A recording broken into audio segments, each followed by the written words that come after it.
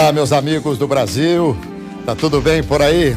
Que ótimo, hein? Que ótimo! Está no ar o nosso Visão Geral. Visão Geral, às 9h30 da noite, de segunda a sexta-feira, sempre com um assunto interessante para você. Como de sorte, hoje trazemos aqui um assunto muito importante. Você já deve ter ouvido a frase: ninguém é insubstituível. Pois é.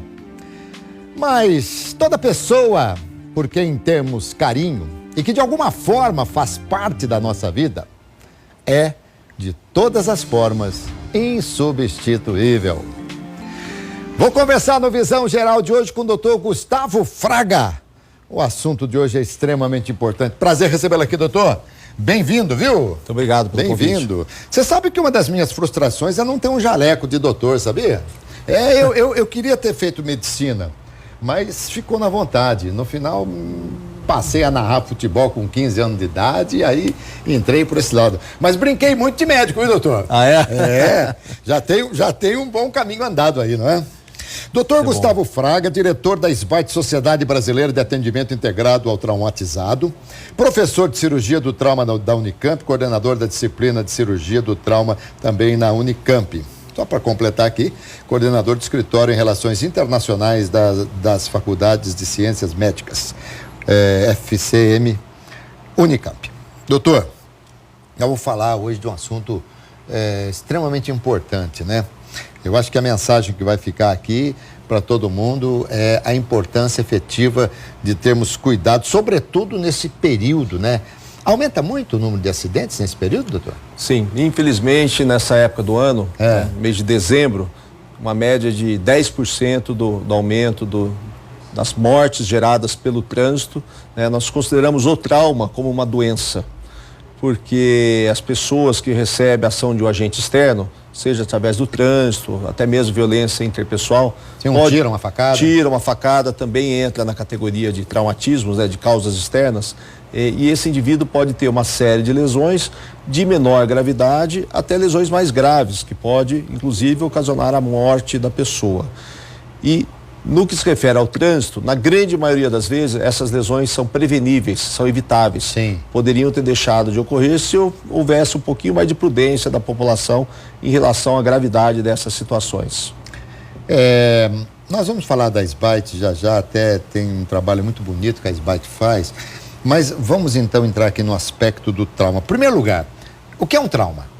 Então, o trauma é quando existe um agente externo atuando sobre uma pessoa, uma queda da própria altura, o indivíduo bate a cabeça no chão, uma agressão física, ou no caso do trânsito, né? O motoqueiro que está dirigindo sua motocicleta, às vezes mesmo protegido, o capacete, ele colide a motocicleta, ou o automóvel. Tudo isso nós consideramos como causas externas. Então, há um agente externo atuando sobre o indivíduo, isso é um traumatismo. Um traumatismo. Isso é um trauma. Quando a gente ouve falar, fulano teve um traumatismo craniano, não significa que o trauma tenha rompido a caixa craniana, alguma coisa assim? Não necessariamente, mas houve uma ação externa no crânio, que pode ter lesões menores de áreas mais externas, ou pode ter fraturas, ou lesões mais graves.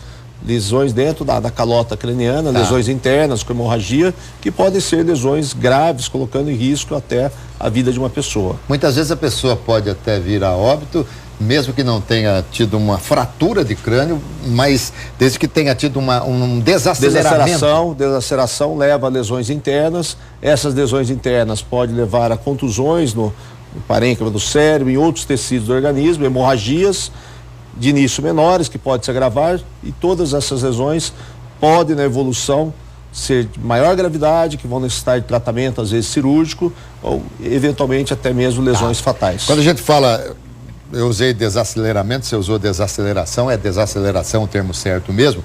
A gente estuda muito isso aí, sobretudo na aviação, quando há preocupação nos acidentes de todo piloto tentar livrar num eventual acidente que ele sabe que ele vai ter um pouso forçado, livrar o charuto para evitar porque o cérebro é algo gelatinoso que ele balança lá dentro, né? For muito forte ele pode se romper. E há pesquisas, doutor, dizendo que há 10% de aumento Segundo o levantamento divulgado pelo Observatório Nacional de Segurança Viária, em dezembro há um aumento de cerca de 10% nas mortes causadas por ocorrência de trânsito, em comparação com outros meses. Então, se há 10%...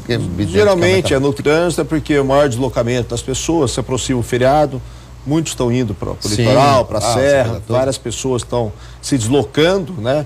E esses estudos do Observatório Nacional de Segurança Viária, que é uma ONG, que é uma parceira da SBAIT, atuando principalmente na prevenção dos eventos no trânsito, mostram que o mês de dezembro é que há a maior prevalência de eventos e também de óbitos, né? Porque nem todo evento vai gerar óbito, obviamente, exatamente. E nem todo evento vai gerar lesões graves. Perfeito. Mas nós que estamos na área de saúde, nós temos que estar preparados, né? Inclusive as equipes de plantão, reforçadas para os feriados, né? Todos estão saindo para as festas, mas lembrar que fica sempre equipes desde o pré-hospitalar para atender no ambiente que acontece, seja na cidade, rodovias, até dentro dos hospitais. As equipes precisam estar preparadas para tratar desses pacientes que nós consideramos pacientes que são as vítimas de traumatismo. E o doutor fica onde? Além da aula, o doutor atende também? Eu atuo mais no hospital da Unicamp, na Faculdade de Ciências Médicas, no hospital de clínicas da Unicamp, né? Eu tenho a dedicação praticamente apenas lá no serviço e atendemos no pronto-socorro, né? Unidade de emergência diferenciada. A especialização do doutor Gustavo é qual? É clínico geral? Então, de formação é cirurgião geral. Fazemos 2 anos de residência médica em cirurgia geral. Atualmente mudou para 3 anos a formação de um cirurgião geral no Brasil, a partir de 2019. E depois existe um programa específico que chama-se cirurgia do trauma, que seria mais 1 ou 2 anos de treinamento específico nessa área para cuidar de doentes traumatizados. Mas até que nível, é uma área de atuação. São 5 anos, o ideal são 5 anos de formação. Sim, mas eu pergunto, por exemplo, eu tive eu não quero ter, ninguém quer ter. Alguém teve uma fratura de crânio, o doutor opera? Não. Então isso que eu queria saber. Porque o cirurgião do trauma é um indivíduo que organiza o atendimento e faz o cuidado inicial do doente traumatizado. Aí o neurologista. E aí ele vai acionar outros especialistas médicos, por exemplo, no caso do crânio, o neurocirurgião, fratura óssea, o ortopedista, uma lesão de extremidades que lesa a artéria, eventualmente o cirurgião vascular. Entendi. Então são vários especialistas, mas que vão ser orquestrados pelo cirurgião do trauma, que vai cuidar inclusive do pós-operatório desse paciente na unidade de terapia intensiva. Então o cirurgião do trauma passou também por todo esse período de especialização, por treinamento nessas áreas, mas não é ele que vai atuar em segmentos específicos. Doutor, álcool e direção acho que é o que mais tem trazido ultimamente problemas. Combinação muito perigosa, praticamente fatal, né? Apesar de já existir lei rigorosa no Brasil sobre a proibição do consumo de bebida alcoólica e a direção, infelizmente é o que nós mais observamos nos plantões, principalmente sexta-feira à noite, sábado à noite, que chegam jovens nitidamente alcoolizados que acabam colidindo seu automóvel, sua motocicleta. Então, nós temos que trabalhar ainda mais com as medidas preventivas de conscientização, vai de táxi, vai de Uber, não dirigir se consumir bebida alcoólica. Mas, por exemplo, doutor, eu já presenciei, até imagino que o senhor já deva ter presenciado, situações em que alguém está tomando alguma coisa, bebe algum negocinho, olha, você vai dirigir, comigo não tem problema, estou completamente sóbrio, completamente bom. E aí a gente ouve que basta um copo de cerveja para que a pessoa já tenha os seus reflexos comprometidos. Isso é real? Geralmente 2 copos de cerveja, taça de vinho, começa a ter alterações. Obviamente, se o consumo for menor, essas alterações são mínimas. Mas o que nós temos que fazer é respeitar as leis. No Brasil, a tolerância é 0. Alguns países até permitem um consumo mínimo de bebida alcoólica e direção. No caso do nosso país, optou-se por ser tolerância 0 e não permite associação de álcool e direção. Então hoje não é meio copinho de cerveja já é suficiente? Perigoso, o bafômetro pode apontar uma dosagem mínima e que pode dar uma dor de cabeça muito grande, além de poder eventualmente o indivíduo bater o veículo, causar um dano a si próprio ou a terceiros. Acho que é pior ainda. E outra coisa, gente, nós estamos aqui pensando, né? Primeiro, que vidas estão em jogo, tá certo? A gente tem que respeitar a da gente, não é? E a vida dos outros. Sem contar que, ainda que não venha trazer um acidente com vítimas fatais, mas a pessoa embriagada corre um risco de pegar uma cana, uma cadeia puxada, né, doutor? Sim, ainda tem essa questão, né? pela lei hoje é proibido, né? O indivíduo pode ser detido, né? Ficar preso, né? Infelizmente a lei do Brasil acaba não sendo tão rigorosa, né? Mas nós devemos sim respeitá-la, e nós da área de saúde nos preocupamos muito com isso, porque se não houvesse o evento, seriam menos pacientes acionados pelo SAMU, Corpo de Bombeiros, menos doentes chegando nas salas de emergência para atendimento, para cirurgias, UTI, e um gasto muito alto do Sistema Único de Saúde para tratamento de doentes pelo SUS é devido às vítimas de traumatismo. Isso aqui, doutor?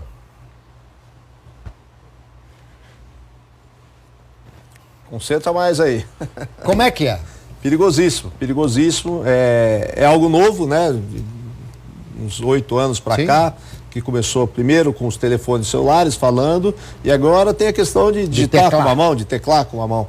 Então nós estamos observando nos últimos anos o aumento de número de colisões, de eventos causados pela distração, que na verdade é uma irresponsabilidade de quem está conduzindo o veículo, querer passar um texto, atender o celular, e uma questão de 1 ou 2 segundos, você distrai o foco, né? Entra um carro na sua frente, você tem que fazer uma manobra rápida, se o carro estiver aí acima de 60 km por hora, grande chance de acontecer uma colisão. Então a questão do celular também é algo que nos preocupa bastante, e além das questões de respeitar a velocidade das vias, né? Sim, sem dúvida, isso é importante demais. Se tiver numa velocidade alta, a chance de acontecer algo imprevisto e levar um dano é bem maior. E crianças, só mesmo na cadeirinha? Isso, já temos a lei no Brasil, né, desde 2017, então as crianças devem ser transportadas no banco traseiro, né, crianças menores, né, até 1 ano de idade, com a cadeirinha virada para trás, então ela vai de costas dessa criança até 1 ano, depois crianças até 2 anos, você já pode pôr na cadeirinha, mas virada para frente, e as crianças maiores de 4 a 8 anos, você pode colocar, tem uma elevação, a gente chama de um booster, né, que é um assento que você coloca também o cinto de segurança nessa criança. Tem carro que já vem com isso, né? Já vem com isso, tanto esses dispositivos todos de segurança muito bem fixos no automóvel.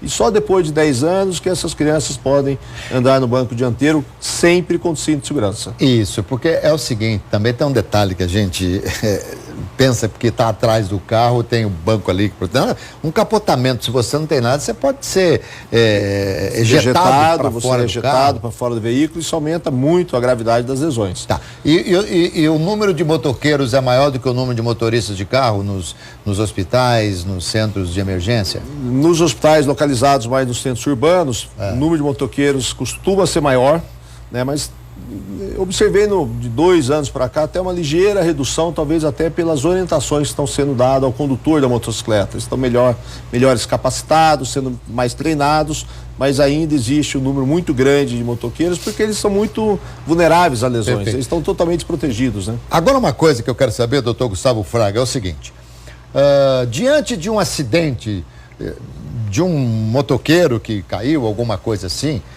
o que é que nós, leigos, podemos fazer para ajudar? Então, o mais importante, um leigo, a primeira coisa, verificar a segurança da cena.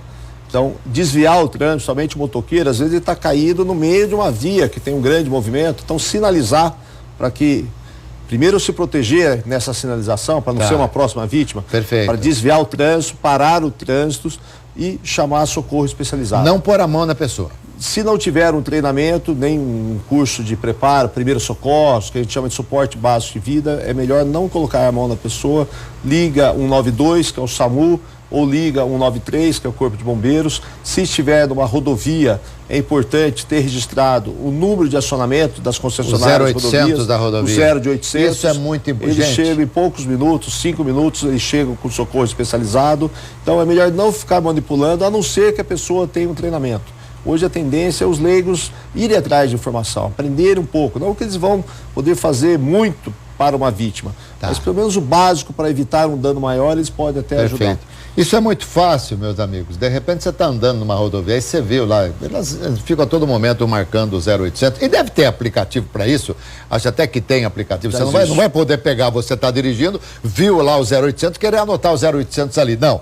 Mas se for o caso, até pare e anote, porque Nós estamos acostumados aí, a gente pega o quê? Quem não é, viajante, digamos assim, não é motorista de caminhão, motorista dessas grandes viagens, você pega 3, 4, 5 estradas, então registre no seu smartphone numa necessidade para você chamar o 0800 daquela concessionária para poder atender, porque nós não temos condições. É muito frequente em grupos de WhatsApp correr o número para essas situações de emergência. Ah, legal. Rodovia tal, 0800, isso, da outra rodovia. Então é bom ter guardado isso no seu celular.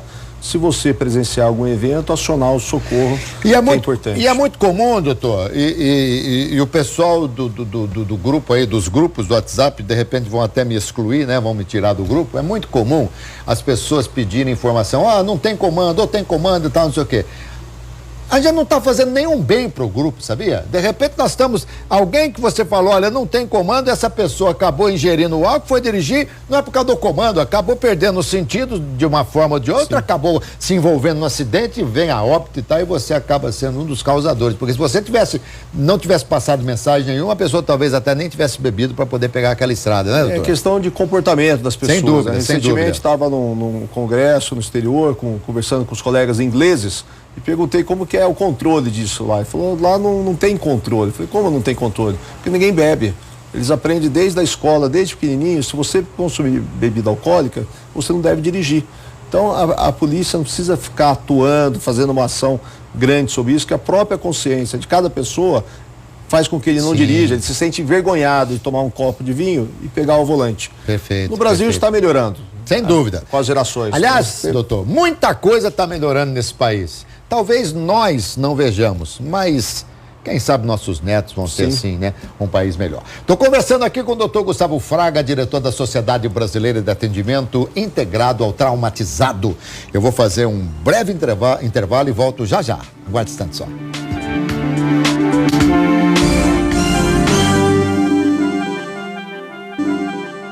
Voltamos aqui no Visão Geral de hoje, conversando com o doutor Gustavo Fraga. Doutor, a gente está falando aqui de acidente, essa coisa toda. Claro que a morte é irreparável, né? Mas há aqueles também que ficam sequelados aí pela vida toda, né? Sim. Esses pacientes são tratados, né, desde a fase que a gente chama de pré-hospitalar e vão para o hospital, na sala de emergência, cirurgias, às vezes internação prolongada na unidade de terapia intensiva e, infelizmente, alguns doentes acabam ficando com sequelas definitivas. Né, lesões de crânio, traumatismos crânioencefálicos graves, coluna, acaba ficando em cima de uma cadeira de roda para o resto da vida, amputações traumáticas que pode acontecer. Então são sequelas que às vezes mudam a vida da pessoa. E as pessoas vítimas dos traumatismos são jovens, geralmente. Né, a principal causa de óbito no Brasil, da população de 1 a 44 anos de idade. Né? Então, geralmente é o jovem que tem uma vida ativa, que sai de casa, acaba tendo uma colisão e pode ter sequela. E essa é a área que talvez no Brasil nós estamos ainda em subdesenvolvimento, mais atrasada, que é fazer a reabilitação dessas vítimas e a recolocação dessa vítima na sociedade, né? Fazendo com que ela possa voltar a ter um convívio social, junto com o apoio dos seus familiares, amigos. Isso aí é bancado pelo governo? Então, o governo tem programas para reinserção, existe até estímulos para que as empresas contratem pessoas que tiveram um tipo de sequela definitiva relacionada ao traumatismo, né, mas ainda são poucas ações e pouco divulgados. Existe até um projeto que a SBAIT está participando junto com o Observatório Nacional de Segurança Viária, que chama-se Recomeço, que seria fazer o cadastro dessas pessoas vítimas do trânsito que ficaram com algum grau de sequela e fazer com que essas pessoas entrem em contato, através desse cadastro nosso, com as empresas que podem contratá-las para desenvolver atividades. Sem dúvida, às vezes a pessoa pra dar mais vida, vida, voltar a trabalhar. Autoestima. E existe legislação hoje que as empresas precisam contratar, né, pessoas que têm um grau de deficiência. Então seria a maneira de unir esses pontos e conseguir fazer com que eles sejam reinseridos na sociedade. Agora vamos pegar o começo. Você falou do recomeço. Vamos pegar o começo. O que é que se faz para prevenir? O que é que a SBAIT faz nesse sentido? Então, a SBAIT tem uma série de projetos que trabalham mais com a população leiga, relacionado à prevenção.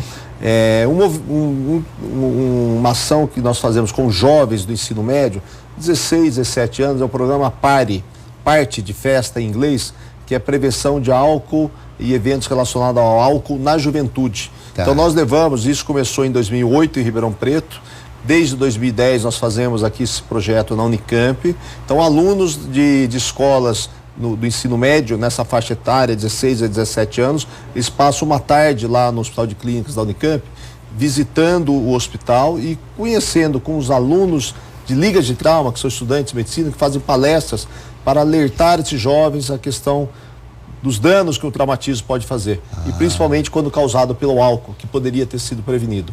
Então, eles têm palestras desde profissionais do SAMU, Corpo de Bombeiros, da Polícia Militar, que alerta a questão do bafômetro, que eles ficam muito preocupados, ficam até com medo, esses jovens. Depois conversa também com a INDEC, que cuida do trânsito na cidade de Campinas, e com vítimas de traumatismo. Alguns pacientes ainda internados, com autorização do paciente, familiares, eles conversam com um grupo de 10 jovens, explicando o que mudou a vida dele, e temos voluntários que têm algum grau de sequela definitiva, que vão até o hospital para orientar esses alunos para tomarem cuidado nas ações. Aliás, esse é um projeto que é o PARTE. E é um projeto extremamente interessante, importante, né?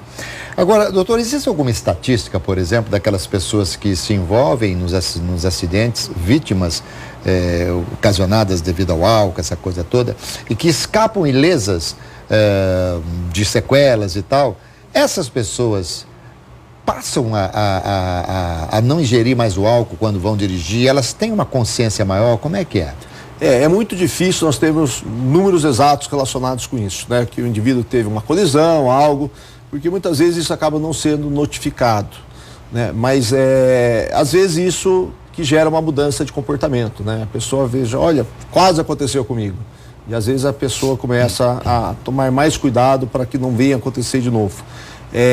No hospital a gente acaba pegando os casos mais graves, né? São pacientes que vão necessitar de alguma intervenção, de algum tipo de tratamento, e dentro do hospital a gente sempre orienta esses pacientes para que evitem situações como essa. Isso é muito importante, e também fazer uma série de ações com a sociedade de maneira geral. O Maio Amarelo, por exemplo, é um exemplo, né? Perfeito, exatamente. Que a SBAIT trabalha a questão do Maio Amarelo. A SBAIT está em todo lugar, você está falando tanta coisa.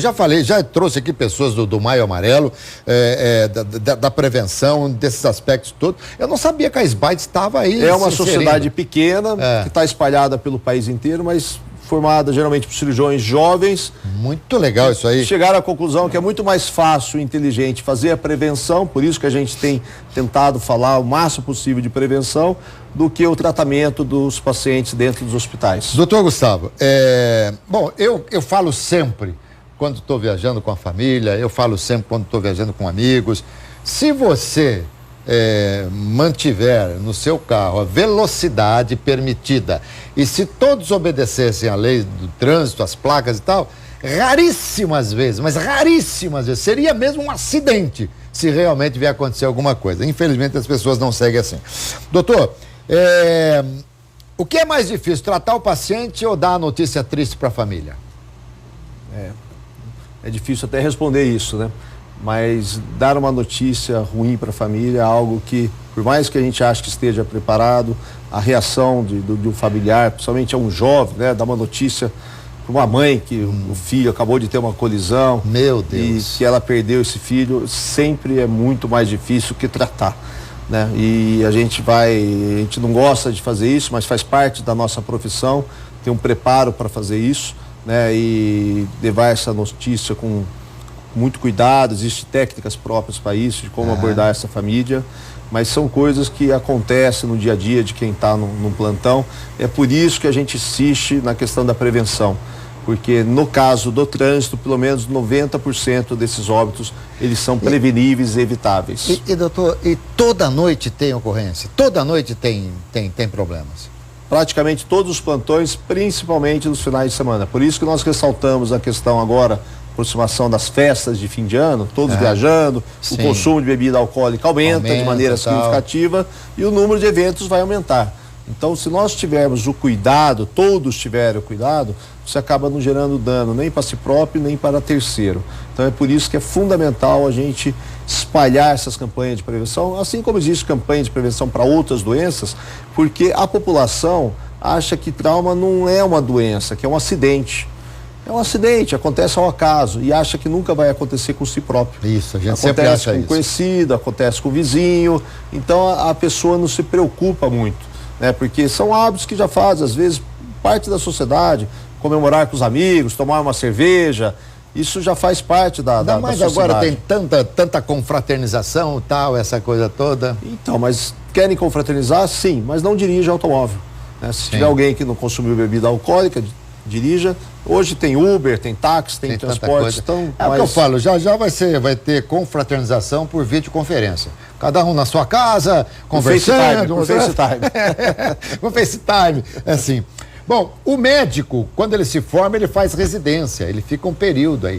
Será que, já que a SBAIT tem aí um projeto de prevenção que leva as pessoas para ver aquelas que se envolveram com um acidente e tal, quem sabe mais para frente, para se tirar uma carteira de motorista, alguém tem que passar alguns dias ou uma semana, todo dia à noite, um determinado período nesses pronto atendimentos para ver o que é, para a pessoa ter uma consciência realmente. Quem sabe, né? Tem até cidades do país, não sei se chega a ser estados, algumas cidades que pessoas envolvidas em colisão de trânsito, que consumiram bebida alcoólica, uma das penas, entre aspas, é promover a educação para as pessoas, para que eles se conscientizem.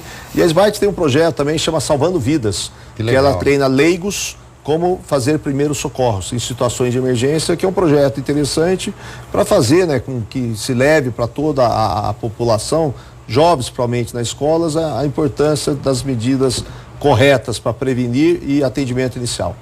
Doutor, faça um brinde nesse Natal, mas não dirija, tá? Com certeza, sem álcool. Obrigado, doutor Gustavo Fraga, que delícia conversar com ele, hein? Tenho certeza que vocês gostaram, porque foi uma entrevista muito esclarecedora. E convido você a sempre nos acompanhar às 9h30 da noite, o nosso Visão Geral, e à 1h da tarde eu apresento o esporte, o RF Esporte Clube, tá bom, gente? Saúde, paz, alegria, sorte aí para todos nós, viu?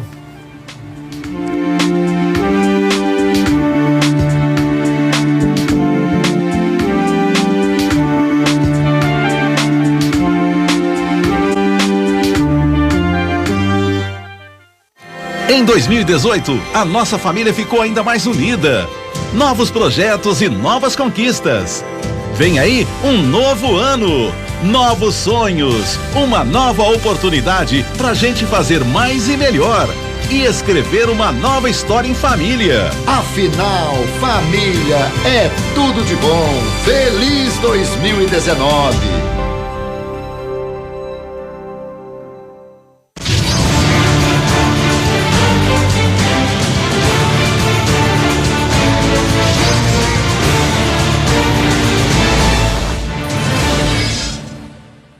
Olá, eu já começo essa programação com esse trecho bíblico aí, ó, que você lê. Lê junto comigo. Em só refletir para compreender isso, achei muito pesada a tarefa para mim. Então, volta aqui para mim, por favor. Pode aproximar mais, câmera, por favor. Só em pensar, só em refletir sobre os seus problemas, você já sente um peso. Sabe por que você está angustiado aí agora? Porque está difícil, não está fácil essa situação que você está enfrentando. Não é fácil para você estar a ponto de ser despejado porque você não está conseguindo pagar o aluguel. É humilhante para você ter que parar o carro em outro lugar porque você tem medo do oficial de justiça vir e pegar o seu carro. É humilhante para você que é dono da empresa, do comércio, você ter funcionários que trabalham para você, que ganham mais que você, que é o dono. É humilhante, está chegando agora, fim de ano, e você vai ter que vender um bem, um patrimônio, um carro para poder pagar o 13º dos seus funcionários. É angustiante, meu amigo, você saber que tem tanta gente te devendo e ninguém te paga. E se pelo menos 1% te pagasse, você já sairia do sufoco. Mas a coisa está amarrada. Eu estou me dirigindo a você que sente esse peso.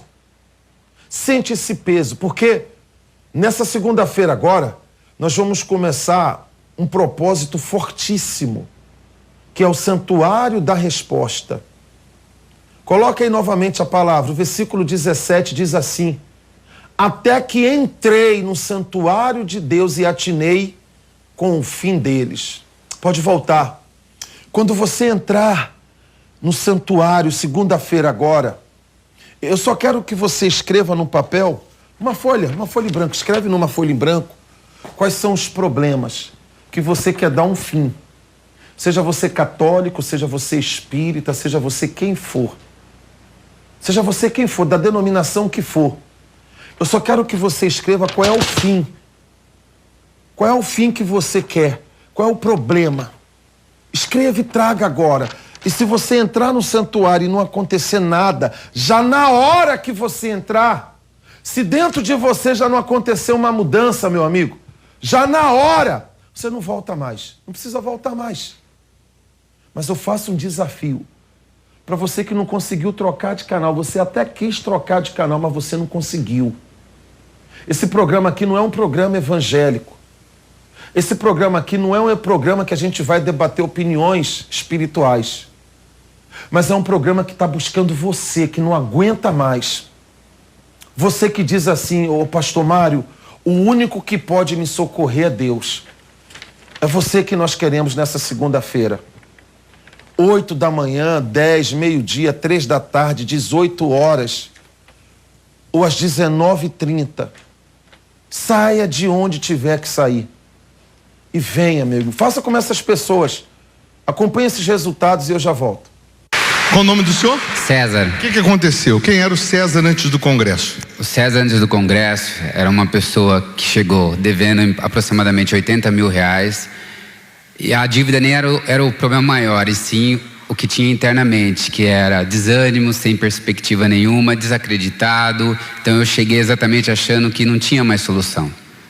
Foi aí que eu comecei a obedecer, a enxergar aquilo que eu não conseguia enxergar mais.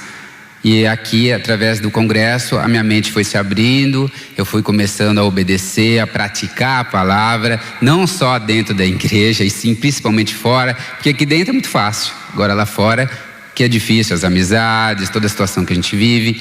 Então eu comecei a praticar, comecei a fazer, e tudo começou a mudar. Internamente eu me tornei uma pessoa que acreditava mais, que enxergava além,